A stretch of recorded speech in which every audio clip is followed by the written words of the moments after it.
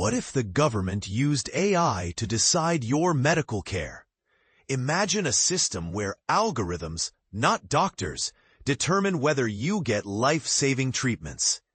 That's exactly what's about to happen with Medicare. The Trump administration is testing a bold new approach, using artificial intelligence to approve or deny care for seniors and disabled Americans.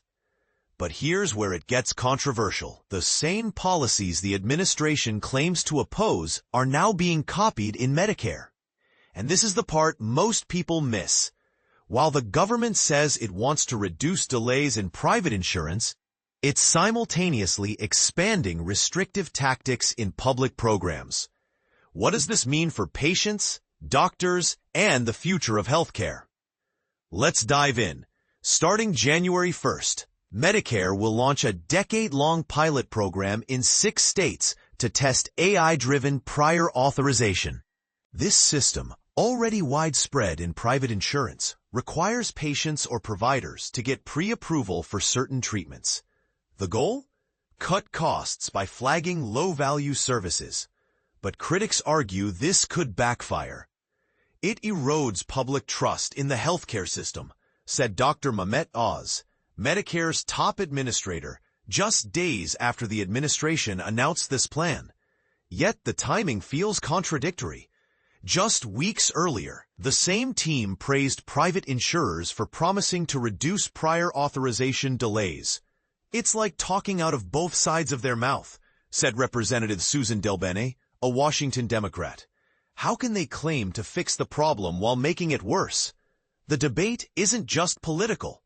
Doctors and patients have long railed against prior authorization, which they say causes dangerous delays.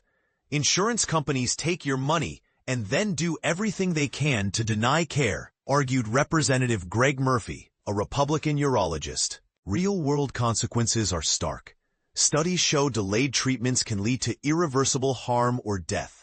And now, Medicare, a program meant to protect vulnerable populations, is testing AI tools that could replicate these issues. The pilot targets specific procedures like knee surgeries and nerve stimulator implants, which insurers label as high risk for fraud or waste. But here's the rub. The algorithms will be managed by private contractors, whose financial incentives remain murky. Shared savings arrangements mean vendors profit when less care is delivered, warned Jennifer Brackeen of the Washington State Hospital Association. That's a powerful incentive to deny care. Supporters argue AI can eliminate human bias and save money. Insurers claim algorithms are faster, fairer, and less prone to error. But skepticism abounds. A 2023 ProPublica investigation found Cigna doctors spent just 1.2 seconds reviewing AI-flagged claims. Meaningful human review? Questioned Amy Killalea, a Georgetown University researcher. Sometimes it's just a checkbox. And class action lawsuits allege AI models ignore patients' unique needs, forcing them to pay for care out of pocket. Meanwhile, a recent AMA survey revealed 61% of doctors believe AI is increasing harmful denials. The more expensive the treatment, the more likely it gets denied, explained Indiana University professor Jennifer Oliva. Insurers program algorithms to say no to costly procedures, especially for patients with terminal diagnoses. So what's next? Lawmakers are scrambling to address the gaps.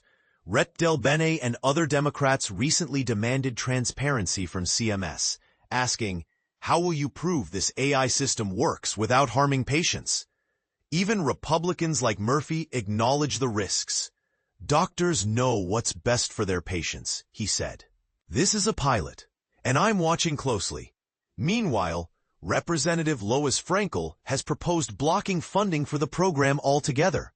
With both sides in agreement that AI is here to stay, the real question remains. Will these algorithms save Medicare money or create a new crisis of trust? We'll let you decide. Share your thoughts in the comments. Do you support using AI to control healthcare costs? Or does this feel like a dangerous shortcut?